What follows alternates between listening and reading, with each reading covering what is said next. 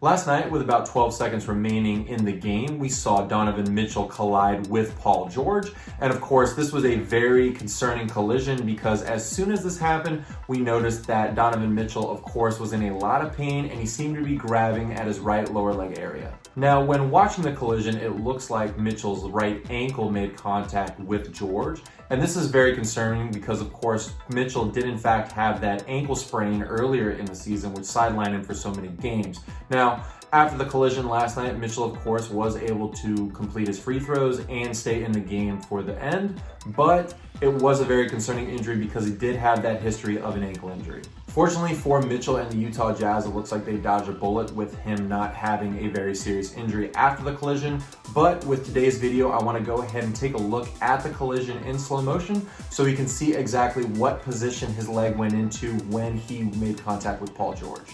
Welcome, basketball fans. For those of you aren't familiar with me, my name is Nick Gallo and I'm a doctor of physical therapy. With this video, we're going to take a very close look at that collision between Donovan Mitchell and Paul George. First, I'm going to start the video off by showing the actual collision so that we get a good visualization from Mitchell's potential mechanism of injury. Then I'll go over some potential injuries that could have happened as a result of this collision, and then I'll go over what to expect moving forward. If you like today's video and you find it informative, please hit that thumbs up and subscribe to the channel because I will be making more videos in the future regarding sports injuries, rehabilitation, and other physical therapy related content. Also, if you have any comments or questions, please leave those in the section below. Now to begin, let's go ahead and take a look at that collision. Here Mitchell runs across the floor, he makes contact with George, and we see that he's in noticeable pain in his right leg. Here's another angle showing the collision. We see that his right leg makes contact with George and he favors it as he falls to the floor. Upon here, we can see that the right foot again makes contact with George's leg and he goes down in pain. So here I have a model of the foot and ankle, and so basically the two long bones in the lower leg, the fibula, which is right in through here, and the tibia are going to come on down, and right below that is a bone known as the talus, and that talus bone is right in through here.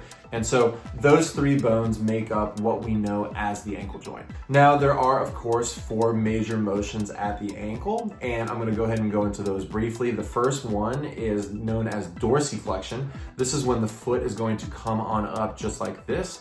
The other motion, the opposite of that, is known as plantar flexion, and this is when a person is doing something such as a calf raise or pointing their toes forward like that.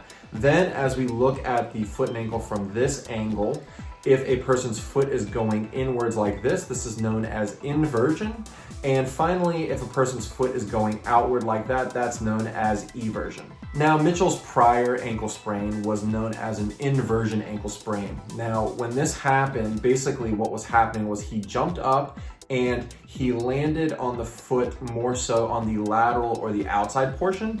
And this led to what is known as a lateral ankle sprain. And what we mean by a lateral ankle sprain, essentially what we're talking about is there are three ligaments that are located on the lateral or outside portion of the ankle. And when a person lands in inversion into that classic ankle sprain position, this is going to stress all of the ligaments that are located on the outside or lateral portion. This, of course, is a very common mechanism of injury for these ankle sprains. This happens pretty frequently to people that play basketball or play other sports, but this was something, of course, that Mitchell had suffered earlier on in the year. So as soon as this collision happened, people were wondering, was this exactly what's going on with this case? Now, there is another type of ankle sprain or an ankle injury position that a person can go into, and this is known as an eversion ankle sprain.